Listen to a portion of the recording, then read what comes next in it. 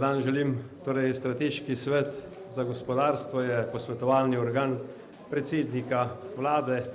Naš namen in cilj pa je, da oblikujemo pravzaprav to gospodarsko politiko, da naši predlogi najdejo praktične rešitve tako za zaposlene, kot pa tudi za podjetja. Prihajajo člani iz obrti, podjetništva, malih in srednjih podjetij, gospodarstva.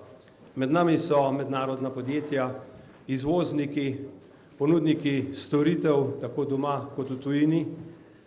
Praktično je tukaj zastopstvo celotnega gospodarstva iz Slovenije. Ker pa je kar močna ta naš strateški svet, smo se odločili, da bomo oblikovali 5 fokusnih skupin, začenši s skupino za konkurenčnost, naslednja so davki, naslednja delovnopravna zakonodaja in pa še debirokratizacija in pa digitalizacija.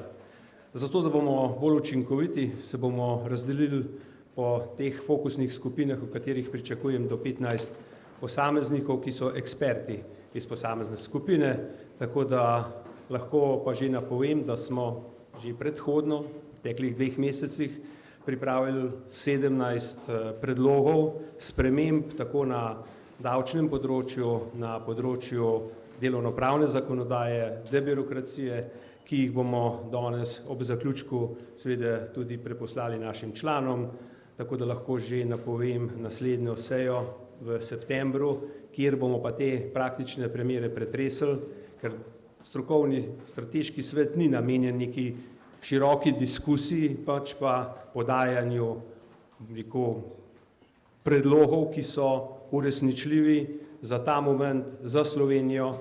In še enkrat pa moram poudariti, da bodo stremeli k temu, da se delo splača, da bodo ljudje zadovoljni, ko bodo prejeli plačilo za opravljeno delo in da bo še naprej država ostala socialna na vseh področjih, od katere pač ljudje pričakujejo in dobivajo seveda vso podporo, tako bo tudi ostalo.